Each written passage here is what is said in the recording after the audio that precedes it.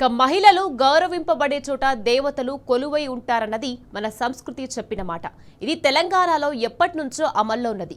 కేసీఆర్ ప్రభుత్వం ఏర్పాటు చేసిన ఉమెన్ సేఫ్టీ వింగ్ ఆడబిడ్డల రక్షణకు భరోసా ఇస్తున్నది.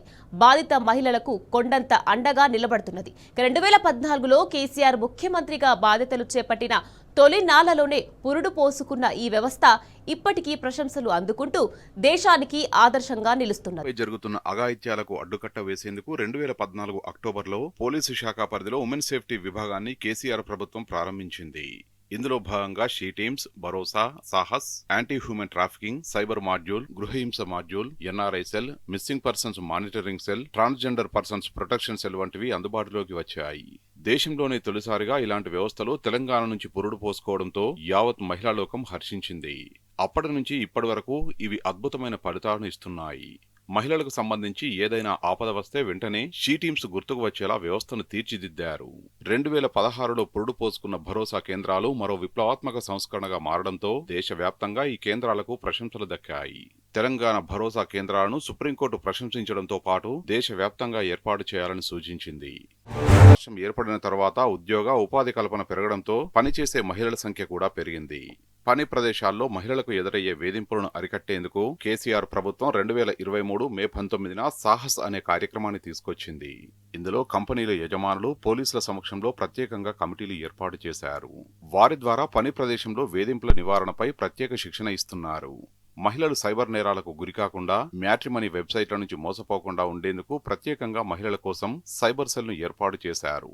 సైబర్ నేరాల పట్ల విద్యార్థి దశ నుంచి అవగాహన కల్పించాలనే ఉద్దేశంతో కేసీఆర్ ప్రభుత్వం సైబర్ అంబాసిడర్ ప్లాట్ఫామ్ ని తీసుకొచ్చింది.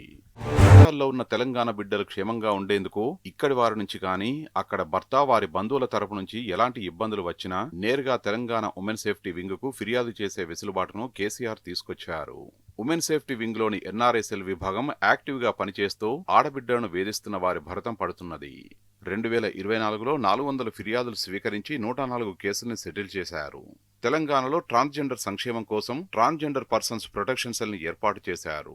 ట్రాన్స్జెండర్లను వేధిస్తున్న వారి భరతం పడుతున్నారు. Telangana women safety వింగులోని Bharosa centre for development and empowerment of women ద్వారా రాష్ట్ర వ్యాప్తంగా వేలాది మంది జంటలకు కౌన్సిలింగ్ ఇస్తున్నారు. తెలంగాణలో మహిళల భద్రత కోసం తెలంగాణ పోలీసు శాఖ పాఠశాలల నుంచి కాలేజీలు, యూనివర్సిటీల వరకు మహిళల భద్రత, నేరాలు జరుగుతున్న తీరు, అండగా ఉన్న చట్టాలు, ఫిర్యాదు చేసే విధానంపై అవగాహన కల్పించింది. కాలేజీల్లో ప్రత్యేకంగా ఏర్పాటు చేసిన సేఫ్టీ క్లబ్లు యాక్టివ్గా పనిచేస్తున్నాయి. ఆడబిడ్డలకు అందాల్సిన పోలీస్, న్యాయ, ప్రజారోగ్యం, కౌన్సిలింగ్ వంటి సహాయాన్ని అందించేందుకు వారధిగా ఉంటున్నాయి. ఒంటరిగా ప్రయాణించే మహిళలకు హ్యాక్ ఐ యాప్తో పాటు ఉమెన్ ట్రావెల్ మేడ్ సేఫ్ యాప్ను అందుబాటులోకి తీసుకొచ్చారు.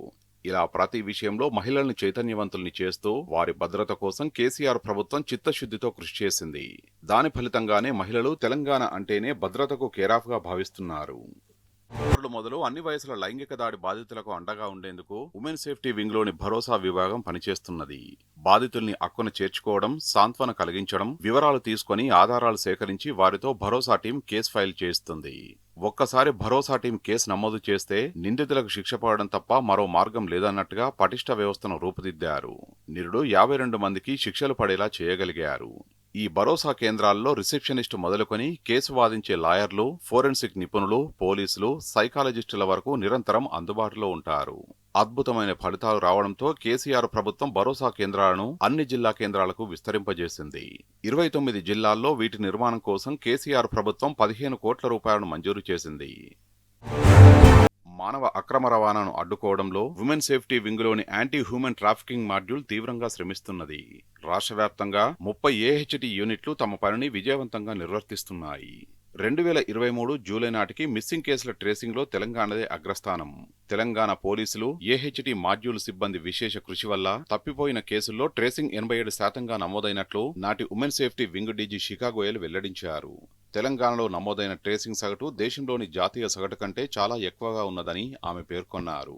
జాతీయ స్థాయిలో బాలికల ట్రేసింగ్ 62%గా ఉండగా మహిళల ట్రేసింగ్ 53%గా నమోదైందన్నారు.